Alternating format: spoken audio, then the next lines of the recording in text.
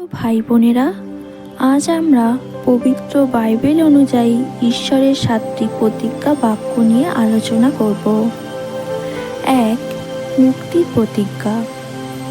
যোহন 3:16 বলা হয়েছে, যে কেউ যীশু খ্রিস্টে বিশ্বাস করবে সে পরিত্রাণ পাবে। দ্বিতীয় প্রতিজ্ঞা বাক্যটি হলো চিরজীবনের বা অনন্ত জীবনের প্রতিজ্ঞা, যেটা আমরা দেখতে পাবো যোহন 10:28, যেটা বলা হয়েছে বিশ্বাসীদের জন্য অনন্ত জীবন নিশ্চিত। তৃতীয় প্রতিজ্ঞা বাক্য হলো পাপ ক্ষমার প্রতিজ্ঞা। আমরা যদি আমাদের পাপ স্বীকার করি, তিনি আমাদের ক্ষমা করবেন।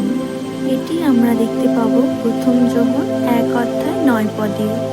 চতুর্থ প্রতিজ্ঞা বাক্যটি হলো শান্তির প্রতিজ্ঞা।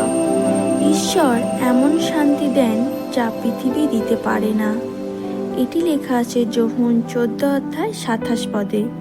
প্রিয় ভাই বোন, পঞ্চম প্রতিজ্ঞা বাক্যটি হলো সহায়তার প্রতিজ্ঞা।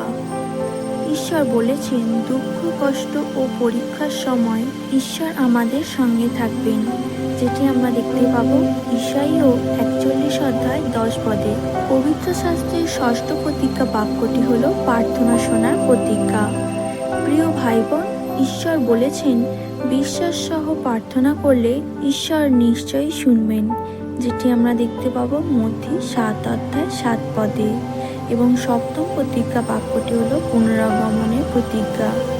যীশু খ্রিস্ট আবার ফিরে আসবেন।